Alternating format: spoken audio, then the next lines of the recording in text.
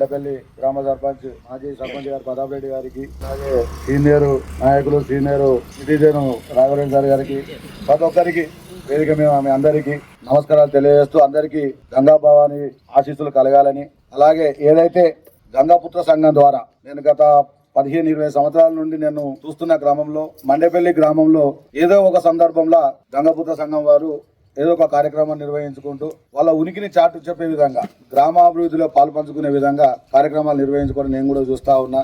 త్వరితగతిన వాళ్ళొక కంకణ బద్దులై ఒక అనతి కాలంలో 1 సంవత్సరం కాలంలోనే వాళ్ళు ఈ గుడిని పూర్తి చేసుకొని వారికంటూ ఒక గుర్తింపుని తీసుకొచ్చుకున్నారు.